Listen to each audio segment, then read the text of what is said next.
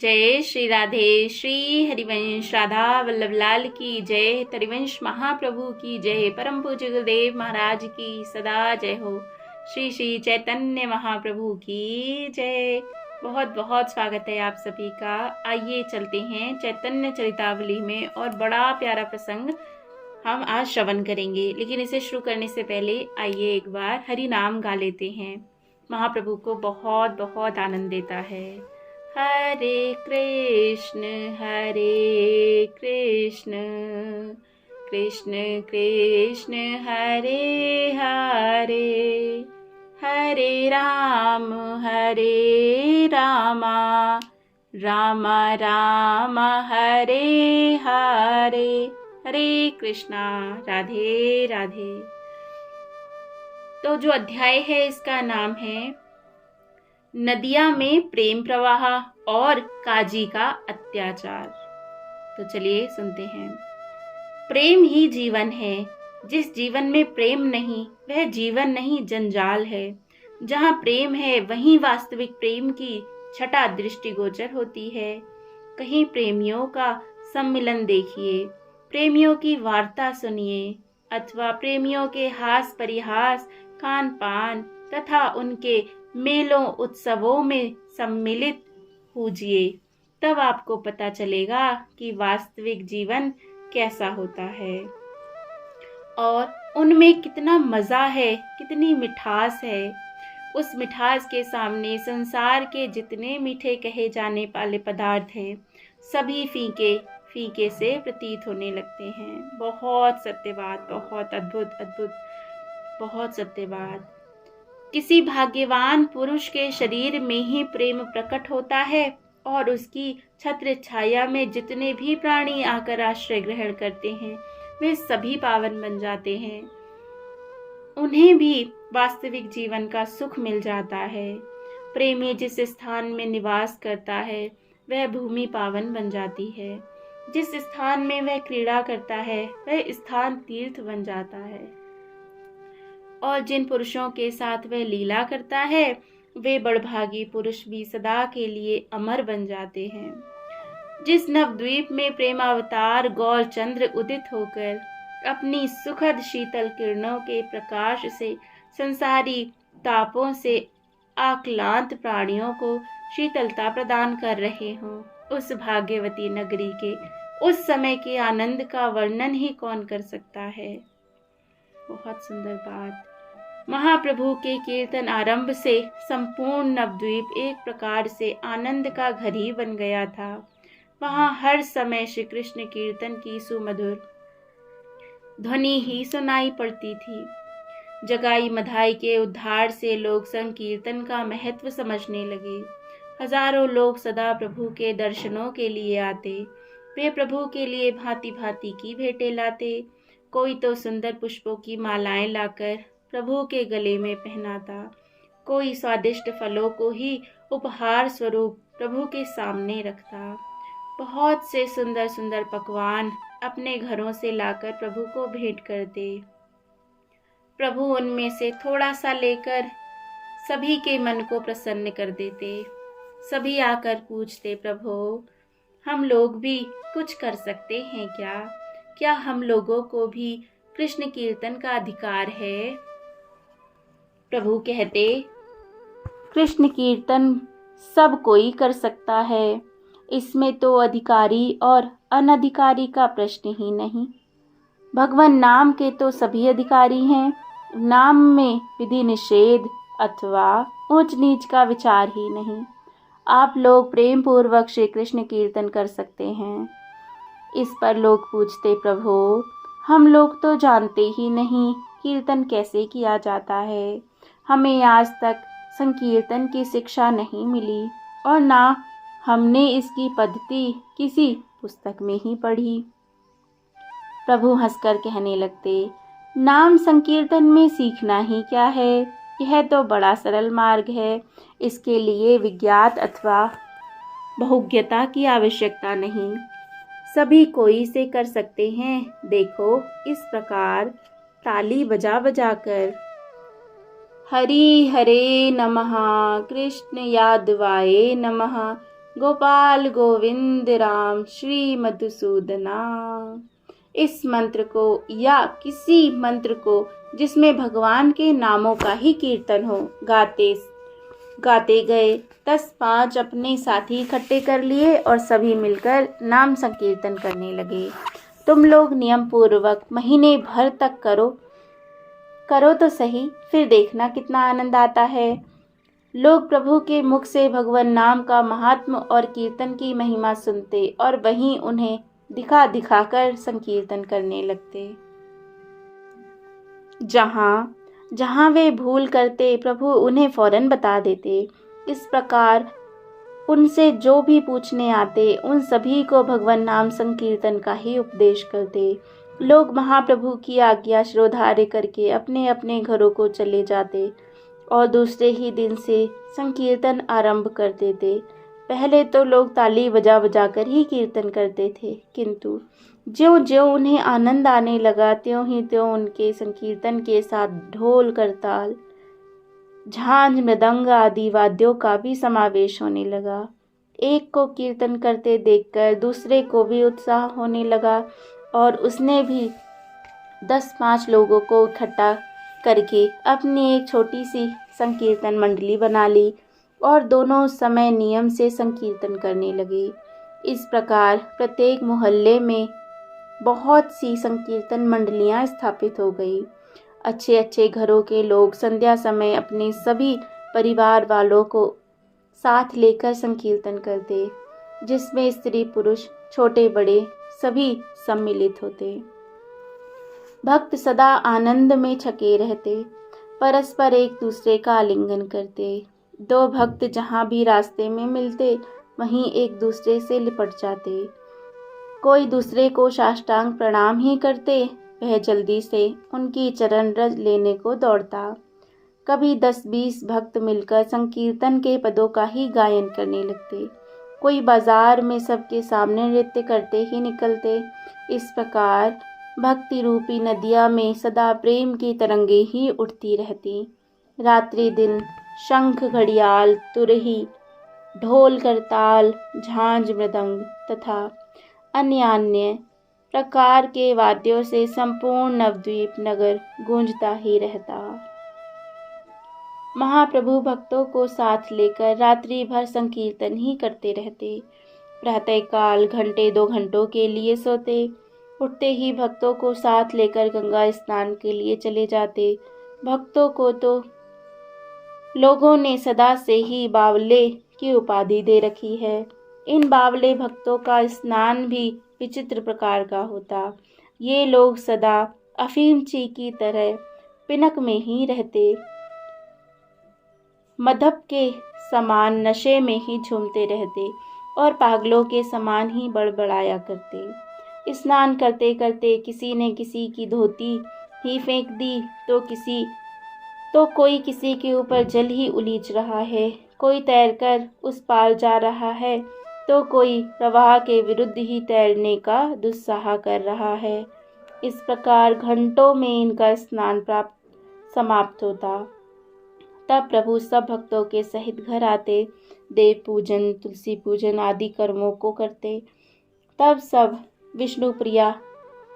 तक विष्णुप्रिया भोजन बनाकर तैयार कर लेती। जल्दी से आप भोजनों पर बैठ जाते। भक्तों के बिना साथ लिए इन्हें भोजन अच्छा ही नहीं लगता, इसीलिए 10-5 भक्त सदा इनके साथ ही भोजन करते। भोजन करते करते कभी तो माता से कहते, अम्मा तेरी बहू के हाथ में जाने क्या जादू है, सभी चीज़ों में बड़ी भारी मिठास आती है, और तो और साग भी तो मीठा लगता है।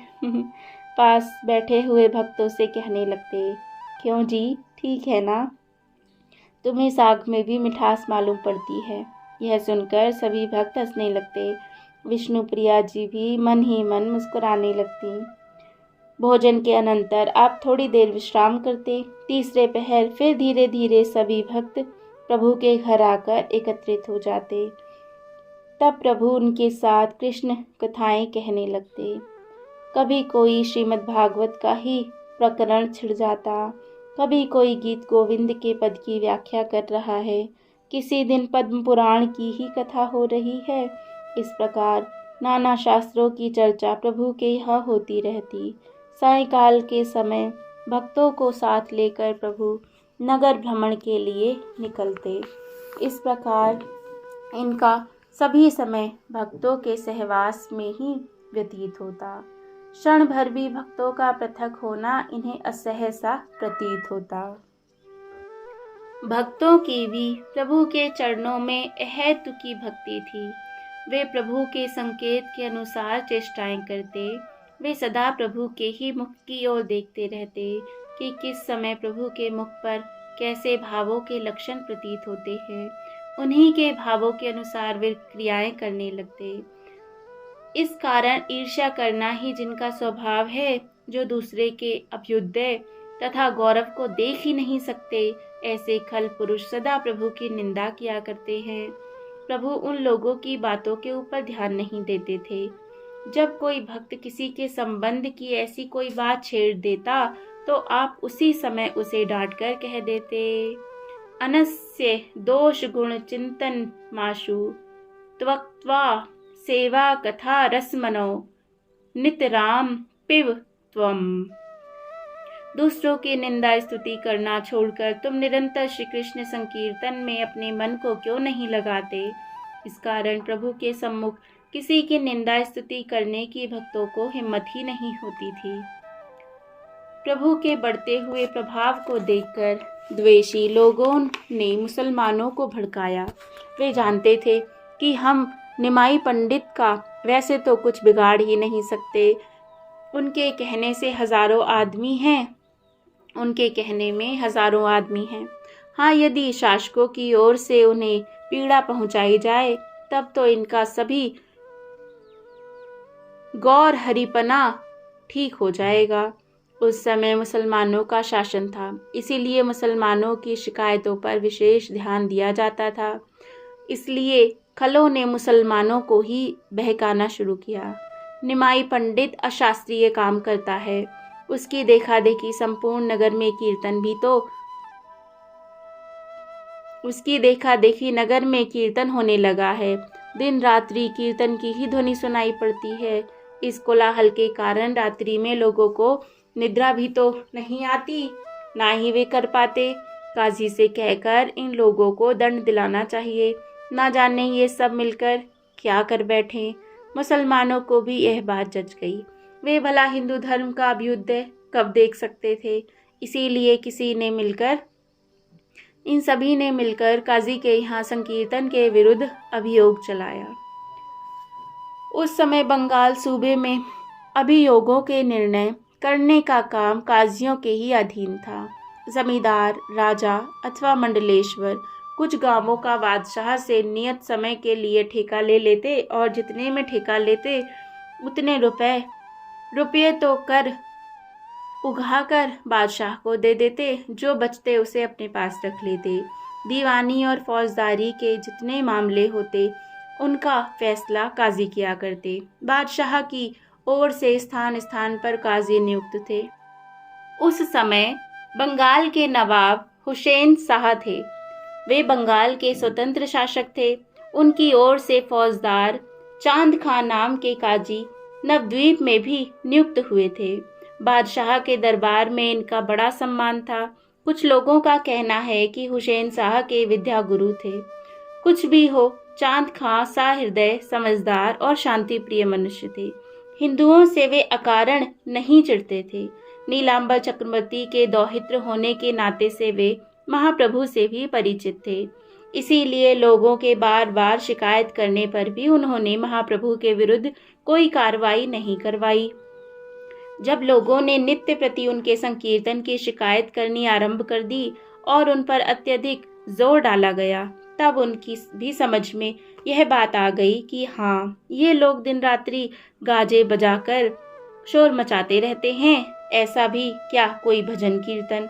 यदि भजन ही करना है तो धीरे धीरे करें। यही सोचकर वे एक दिन अपने दल बल के सहित कीर्तन करने वालों को रोकने के लिए पहुंचे।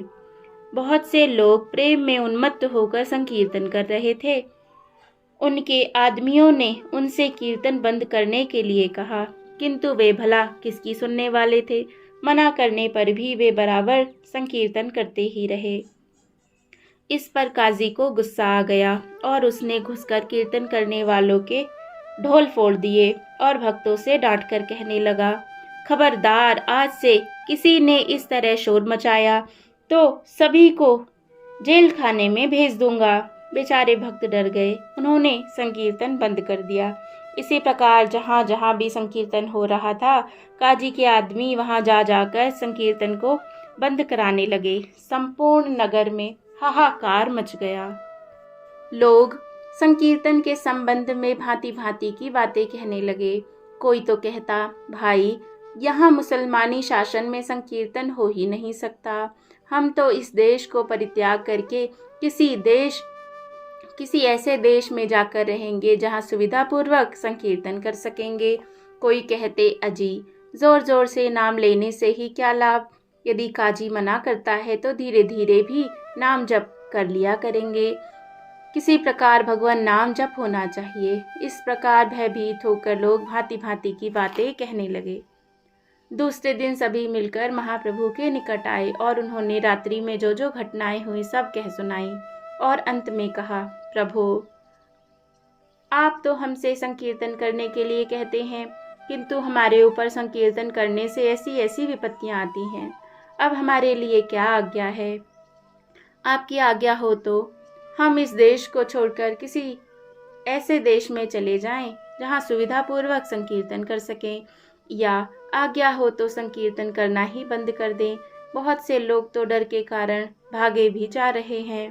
प्रभु ने कुछ दृढ़ता के रोष में कहा, तुम लोगों को ना तो देश ही परित्याग करना होगा और ना संकीर्तन ही बंद करना।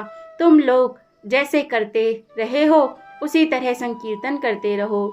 मैं उस काजी को और उसके साथियों को देख लूंगा, वे कैसे संकीर्तन को रोकते हैं। तुम लोग तनिक भी ना घबराओ। प्रभु के ऐसे आश्वासन को सुनकर सभी भक्त अपने अपने घरों को चले गए। बहुत से तो प्रभु के आज्ञा अनुसार पूर्ववत ही संकीर्तन करते रहे, किंतु उनके मन में सदा डर ही बना रहता था। बहुतों ने उसी दिन से संकीर्तन करना बंद ही कर दिया। लोगों को डरा हुआ देखकर प्रभु ने सोचा कि इस प्रकार काम नहीं चलने का। लोग काजी के डर से भयभीत हो गए हैं। जब तक मैं काजी का दमन ना करूंगा तब तक लोगों का भय दूर ना होगा। यह सुनकर पाठक आश्चर्य कर रहे होंगे कि काजी के पास अस्त्र शस्त्रों से सुसज्जित बहुत सी सेना है। बादशाह की ओर से उसे अधिकार प्राप्त है। उसके पास राजबल, धनबल, सैन्य बल तथा अधिकार बल आदि सभी मौजूद हैं। उनका दमन अहिंसा प्रिय, शांत स्वभाव वाले, अस्त्र शस्त्रहीन, ढोल करताल के लय के साथ नृत्य करने वाले निमाई पंडित कैसे कर सकेंगे? इन सब प्रश्नों को हम अगले अध्याय में सुनेंगे। जय हो। जय जय श्री राधे। अब आएगा आनंद। महाप्रभु कैसे इस काजी का मुंह बंद करते हैं, इसे हम अगले अध्याय में सुनेंगे। अगर आपने चैनल को सब्सक्राइब ना किया हो तो ज़रूर करें। जय जय श्री राधे। चैतन्य महाप्रभु की जय हो। जय जय श्री राधे श्याम।